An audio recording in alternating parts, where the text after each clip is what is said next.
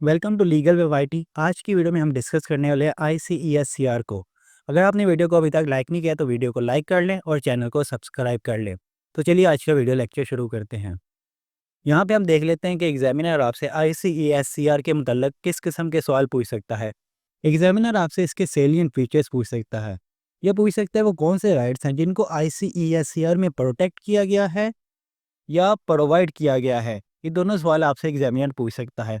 इसके अलावा एग्जामिनर आपसे ये भी पूछ सकता है कि वो कौन सा ट्रीटी या कोविनेंट है जो कि डील करता है इकोनॉमिक, सोशल और कल्चरल राइट्स से।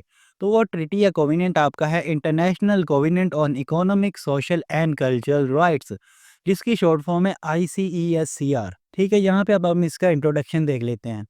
The international covenant on economic, social and cultural rights is a multilateral treaty that binds nations to provide economic, social and cultural rights to their people।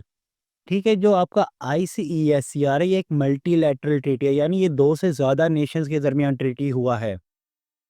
ये bind करता है Nations को कि वो provide करें economic, social और cultural rights. किनको? अपने लोगों को। It was adopted by the United nation general assembly on December 16, 1966। इसको अडॉप्ट किया गया था यूनाइटेड नेशन जनरल असेंबली की जानिब से दिसंबर 16, 1966 में। The treaty came into force on January 3, 1976 और ये एनफोर्स हुआ था जनवरी 3, 1976 में। ठीक है, यानी इस पे अमल दरामद शुरू कब हुआ है? जनवरी 3, 1976 में। The ICESCR is a key document in the history of international law and human rights। ये एक अहम डॉक्यूमेंट है इंटरनेशनल लॉ की हिस्ट्री में और ह्यूमन राइट्स में। It forms part of the International Bill of Human Rights along with the International Covenant on Civil and Political Rights (ICCPR) and the Universal Declaration of Human Rights (UDHR)। ये form करता है international bill of rights को किसके साथ मिलके? ICCPR के साथ मिलके और यूडीएचआर के साथ मिलके। अगर आप नीचे डायग्राम देखें, जब यूडीएचआर, आईसीसीपीआर और आईसीईएससीआर तीनों मिलते हैं तो आपका बनता है international bills of rights. The United Nations committee on economic, social and cultural rights monitor the implementation of ICESCR. United Nation की जो कमेटी है इकोनॉमिक, सोशल और कल्चरल राइट्स पे, वो इसकी इम्प्लीमेंटेशन को मॉनिटर करती है। अब हम यहाँ पे इसका ऑब्जेक्टिव देख लेते हैं, जो कि है क्रिएट अ बाइंडिंग ऑब्लिगेशन। ठीक है, जैसा कि हमें पता है यूडीएचआर एक कोई बाइंडिंग डॉक्यूमेंट नहीं था, हालांकि ये राइट्स उसमें भी दिए गए थे। मगर जो आपका आईसीईएससीआर ये एक बाइंडिंग डॉक्यूमेंट है। ये स्टेट पार्टीज को कहता है कि आप रिस्पेक्ट करो, प्रोटेक्ट करो और प्रमोट करो इकोनॉमिक और सोशल और कल्चरल राइट्स को। ठीक है, अपने लोगों को ये राइट्स दो और उन पे अमल दरामद भी करवाओ अगर किसी के राइट वायलेट हो रहा है तो। इसका दूसरा पॉइंट है provide access to remedies, encourage states to establish mechanisms that enable individuals to seek redress if their rights are violated। ठीक है, ये स्टेट पार्टीज को कहता है कि ऐसे मैकेनिज्म बनाए जाएं कि अगर किसी का राइट वायलेट हुआ है तो वो रेमेडी ले सके।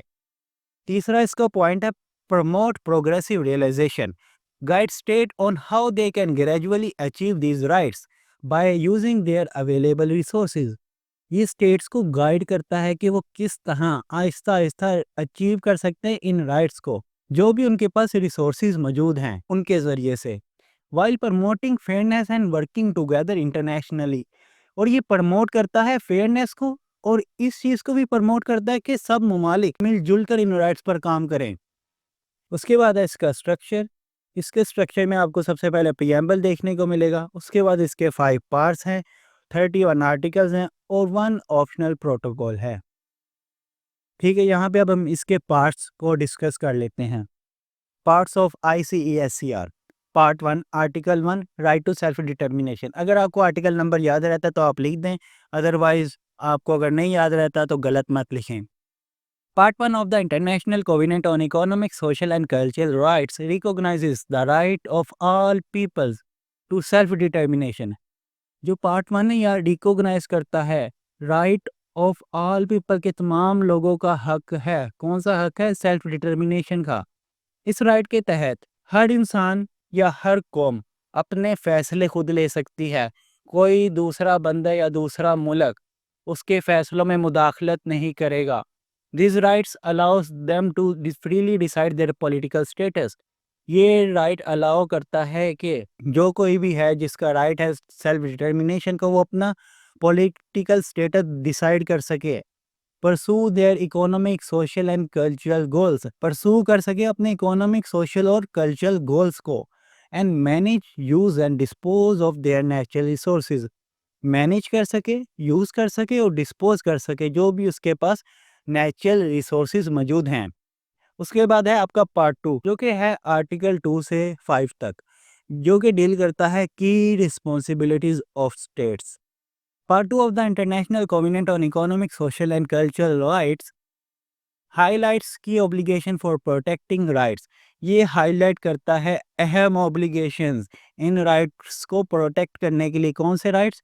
जो कि हैं इकोनॉमिक सोशल और cultural rights. Countries must ensure the rights in the covenant are respected and upheld for everyone under their jurisdiction।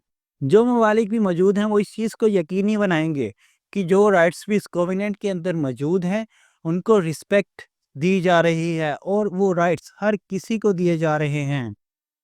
Discrimination based on race, sex, religion और other factors is strictly prohibited. ठीक है, किसी भी किस्म की discrimination हो, फिर चाहे वो रेस की बेस पे हो, सेक्स की बेस पे हो, रिलीजन की बेस पे हो या हो कोई भी किसी भी किस्म की डिस्क्रिमिनेशन हो, वो सख्ती से मना होगी। To achieve these, countries are required to take steps including passing laws and implementation policies।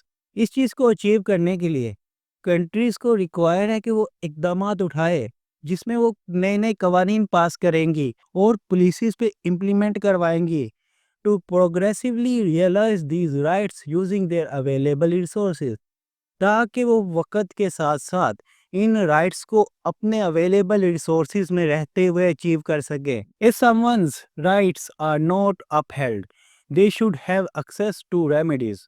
वही बात कि अगर किसी का राइट वायलेट होगा तो उसको रेमेडी तक रसाई हासिल होनी चाहिए। Courts and other authorities must ensure that individuals can claim and enforce their rights. जो अदालतें होंगी या दूसरी तमाम अथॉरिटीज़ वो इस चीज़ को यकीनी बनाएंगी कि इंडिविजुअल्स अपने राइट क्लेम कर सके और एनफोर्स करवा सकें।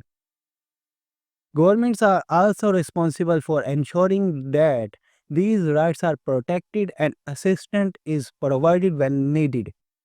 जो गवर्नमेंट्स होंगी वो रिस्पॉन्सिबल होंगी कि वो ये चीज़ को यकीनी बनाए कि इन राइट्स को प्रोटेक्ट किया जा रहा है और ज़रूरत के वक्त मदद फराहम की जा रही है। उसके बाद है आपका पार्ट 3 जो कि डील करता है आर्टिकल 6 से 15 तक, जो कि बताता है की राइट्स इन द ICESCR कि जो ICESCR में अहम राइट्स हैं वो आपको पार्ट 3 में देखने को मिलेंगे। आगे जाके हम इस पार्ट 3 को मज़ीद डिटेल में भी डिस्कस करेंगे। Part 3 of the international covenant on economic, social and cultural rights ICESCR emphasizes key rights essential for human well-being and dignity। ये जोर देता है उन तमाम अहम राइट्स पर जो कि इंसानी वक़ार और इंसानी बेहतरी के लिए ज़रूरी हैं। सबसे पहले आपका राइट आ जाता है राइट टू वर्क। याद रहे कि इसमें सिर्फ वही राइट्स होंगे जो कि इकोनॉमिक होंगे, सोशल होंगे या फिर कल्चरल राइट्स होंगे। ICCPR आपका सिविल और पॉलिटिकल राइट्स से डील करता है, जबकि ICESCR आपका डील करता है इकोनॉमिक, सोशल और कल्चरल राइट्स से, और इसमें आपको सिर्फ यही राइट्स देखने को मिलेंगे। तो यहाँ पे आप अगर देखें तो राइट टू वर्क आपका एक इकोनॉमिक राइट है। तो सबसे पहले इसमें आपको देखने को मिलेगा राइट टू वर्क, जो कि है कहता है ensures every persons right to work. इस चीज़ को यकीनी बनाता है कि हर बंदे का हक है कौन सा? Right to work in fair and just conditions. Fair और जस्ट कंडीशंस में, फेयर से मुराद फेयर वेजेस हैं या रीज़नेबल वेजेस हैं। अगर कोई बंदा काम कर रहा है तो उसको रीज़नेबल वेजेस दिया जाए, यानी उसको सही उजरत दी जाए उसके काम के मुताबिक। अगर एक मज़दूर पूरा दिन मज़दूरी करता है तो उसे पूरे दिन की मज़दूरी दी जाए, और अगर दूसरा मज़दूर भी पूरा दिन मज़दूरी करता है तो उसे भी उतनी ही मज़दूरी दी जाए जितनी पहले मजदूर को मजदूरी मिली है, या कोई भी ऐसा काम हो जो एक बंदा कर रहा है और दूसरा भी वही काम कर रहा है, तो दोनों का हक है कि दोनों को एक जितनी ही मजदूरी दी है या वेजेस दिए जाएं। एंड जस्ट कंडीशंस का मतलब है कि ऐसा माहौल फराहम किया जाए जो कि हेल्दी हो और सेफ हो। आगे हम पढ़ लेते हैं इंक्लूडिंग सेफ वर्किंग एनवायरनमेंट, जो कि मैं आपको बता चुका हूँ, और रीज़नेबल वेजेस। जो वेजेस होंगे वो रीज़नेबल होंगे, यानी समझ में आते होंगे कि इसने इतना काम किया और इस वाक़ई ही इसके इतने वेजेस बनते हैं। उसके बाद दूसरा राइट है right to form and join trade unions. The covenant also guarantees the right to form and join trade unions as well as the right to strike. इस कॉवेनेंट के तहत हर किसी को हक हासिल है कि वो बना सके या ज्वाइन कर सके कोई भी ट्रेड यूनियन, और मजीद ये हक भी हासिल है कि राइट टू स्ट्राइक, जो वर्कर्स अगर राइट टू स्ट्राइक करना चाहें तो उनका हक है, वो कर सकते हैं, बशर्त ये कि वो कानून के खिलाफ ना हो। राइट टू स्ट्राइक की कोई भी वजह हो सकती है, उनका कोई सोशल इशू हो सकता है या इकोनॉमिक इशू हो सकता है, उसकी बुनियाद पे राइट टू स्ट्राइक कर सकते हैं। उसके बाद है right to adequate standard of living including access to food, clothing, housing and continuous improvement of living conditions. इसके तहत हर इंसान का अच्छा मेयारी ज़िंदगी इसका हक है। हर इंसान का यह हक है कि उसको रसाई हासिल हो खुराक तक, कपड़ों तक और घर तक, और वो तमाम चीज़ें जिससे वो अपना लिविंग कंडीशन इम्प्रूव कर सकता है। उसके बाद है right to health. Health is another vital right, ये एक अहम राइट है। With the ICESCR recognizing the highest attainable standard of physical and mental health। ठीक है, इस राइट के तहत इंसान का यह हक है कि वह जिस्मानी और जहनी सेहत का आला तरीन म्यार हासिल कर सके। उसके बाद आपका आता है राइट टू एजुकेशन, जो कि ये कहता है education is protected as a fundamental right. Education आपका एक फंडामेंटल राइट है। ensuring that primary education is free, और इस चीज़ को यकीनी बनाता है कि प्राइमरी एजुकेशन फ्री होनी चाहिए और एक्सेसिबल टू ऑल, और हर किसी को इस तक रसाई हासिल होनी चाहिए। While higher education should progressively become equally accessible, जबकि जो आपकी हायर एजुकेशन है वक्त के साथ साथ हायर एजुकेशन को बेहतर करना चाहिए इस तरीके से कि सब लोग इस तक रसाई हासिल कर सके। उसके बाद है आपके cultural rights including the freedom to participate in cultural life and enjoy scientific progress. ठीक है, इस राइट के तहत हर किसी को आज़ादी हासिल है कि वो पार्टिसिपेट कर सके कल्चरल लाइफ में और इंजॉय कर सके साइंटिफिक प्रोग्रेस में। ठीक है, are safeguarded to preserve, और सेफ गार्ड किया गया है इसको ताकि प्रिजर्व किया जाए, बचाया जा सके ह्यूमन डिग्निटी को, इंसानी वक़ार को और इक्वालिटी को। उसके बाद है आपका पार्ट 4, जो कि है आर्टिकल 16 से 25 तक। इसमें बात की गई है establishment and role of committees. The establishment of committees is essential for overseeing the implementation of the covenant. Committee को कायम करना इसीलिए ज़रूरी है ताकि इस कोवेनेंट की इम्प्लीमेंटेशन को मॉनिटर किया जा सके। These committees are responsible for monitoring how countries fulfill their obligations under the covenant। In committees की जिम्मेदारी है कि वो मॉनिटर करे कि जो कंट्रीज हैं वो किस तरह अपनी फराइज सरअंजाम दे रही हैं इस कोवेनेंट के मतहत। States are required to submit regular report to the committees detailing the measures they have taken to achieve the rights recognized in the covenant। जो स्टेट्स हैं वो अपनी रिपोर्ट रेगुलरली सबमिट करेंगी इन कमेटीज़ को, जिसमें वो बताएंगी कि उन्होंने क्या इकदामात लिए इन राइट्स को एनफोर्स करवाने के लिए, इन राइट्स को प्रोटेक्ट करने के लिए, या इन राइट्स को अचीव करने के लिए क्या मेजर्स लिए। वो सब वो इस रिपोर्ट में बताएंगी। The committees reviews these reports, provide feedback and may engaged in dialogue with states to address challenges। जो कमेटीज होंगी वो इन रिपोर्ट्स को रिव्यू करेंगी, उसके बाद अपना इस पे फीडबैक देंगी, और चांस है कि वो इनके ऊपर बहस भी करे ताकि वो तमाम मसलों को हल कर सके। If issues comes up, the committee play a key role in resolving concerns and guiding states toward better implementation. अगर कोई भी मसला सामने आता है तो ये कमेटी एक अहम किरदार अदा करेगी इस मसले को हल करने में, और गाइड करेगी स्टेट को कि वो किस तरह इस पे बेटर इम्प्लीमेंटेशन करवा सकती है।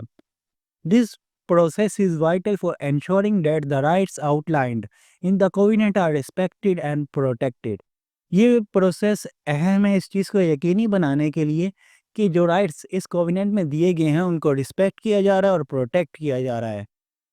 उसके बाद है आपका पार्ट 5 जो कि डील करता है आर्टिकल 26 से 31 तक। इसमें बात की गई है रेटिफिकेशन की, entry into force and amendment की। It covers the interpretation, amendment and administrative provisions of the covenant. ठीक है, इसमें किस किस्म की प्रोविजंस है? इंटरप्रिटेशन के रिगार्डिंग प्रोविजंस है, अमेंडमेंट के रिगार्डिंग प्रोविजंस है और एडमिनिस्ट्रेटिव के रिगार्डिंग प्रोविजंस इसमें मौजूद हैं। It includes articles that explain how the covenant can be amended.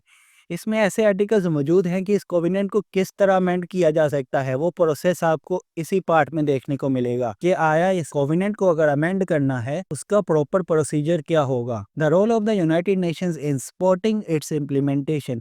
और यूनाइटेड नेशंस का क्या रोल है इसकी इम्प्लीमेंटेशन को सपोर्ट करने में। And procedure for resolving disputes between states about it's interpretation और एप्लीकेशन। और इसमें ये प्रोसीजर भी मौजूद है कि जो झगड़े स्टेट्स के दरमियान इसकी इंटरप्रिटेशन और एप्लीकेशन को लेकर खड़े हो जाते हैं उनको किस तरह हल किया जाए, उसका प्रोसीजर भी आपको पार्ट 5 में देखने को मिलेगा। तो आज की वीडियो यहीं पे ख़त्म करते हैं। बाकी अगली वीडियो में हम इसके सैलिएंट फीचर्स, इसका ऑप्शनल प्रोटोकॉल और जो राइट्स पार्ट 3 में दिए गए हैं उनको डिटेल में डिस्कस करेंगे। मैं मिलता हूँ आपसे अगली वीडियो में, तब तक के लिए अल्लाह हाफिज़।